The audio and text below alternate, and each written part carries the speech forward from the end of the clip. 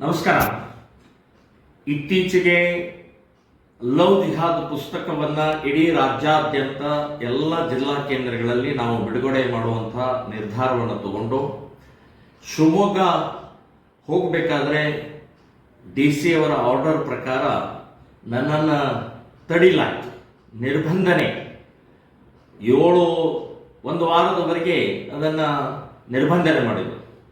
So ಇದೊಂದು ಹಿಂದೂ ವಿರೋಧಿ ನೀತಿ, ಸ್ವಾತಂತ್ರ್ಯಕ್ಕೆ ಧಕ್ಕೆ ತರುವಂಥದ್ದು ಪ್ರಕ್ರಿಯೆಯನ್ನು DC ಅವರು ಮಾಡಿದ್ದಾರೆ ಅಂತನ್ನುವಂಥದ್ದು ನಾನು ಹೇಳ್ತಾ ಇದ್ದೀನಿ, ಅವ್ರನ್ನ ಖಂಡಿಸ್ತಾ ಇದ್ದೀನಿ. ಈಗ ಕೋರ್ಟ್ ಮೂಲಕ ನಾವು ಅದನ್ನು ನ್ಯಾಯವನ್ನು ನಾವು ಗಳಿಸಿದ್ದೀವಿ, ಅಂದರೆ ನಮಗೆ ಸ್ಟೇ ಸಿಕ್ಕಿದೆ ಮತ್ತು ಪುಸ್ತಕ ಬಿಡುಗಡೆಗೆ ನೀವು ಭಾಗವಹಿಸ್ಬೋದು, ಬಿಡುಗಡೆ ಮಾಡಬಹುದು ಅಂತನ್ನುವಂಥದ್ದು ನ್ಯಾಯಾಲಯ ಹೇಳಿದ್ದು ನಮಗೆ ಹರ್ಷದಾಯಕವಾದ.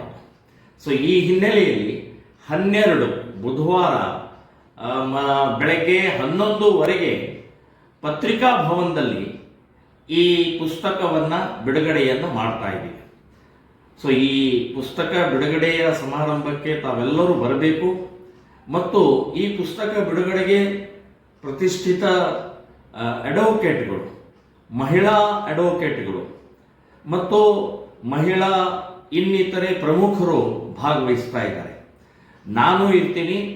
ನಮ್ಮ ರಾಜ್ಯದ ಶ್ರೀರಾಮ್ ಸೇನಾ ಸಂಘಟನೆಯ ರಾಜ್ಯ ಅಧ್ಯಕ್ಷರಾದಂಥ ಗಂಗಾಧರ್ ಕುಲಕರ್ಣಿ ಅವರು ಇರ್ತಾರೆ ಮತ್ತು ಲವ್ ಜಿಹಾದ್ ದಕ್ಷಿಣ ಕರ್ನಾಟಕದ ಪ್ರಮುಖರಾದಂಥ ಸುಂದರೇಶ್ ನರ್ಗಲ್ ಅವರು ಕೂಡ ಇರ್ತಾರೆ.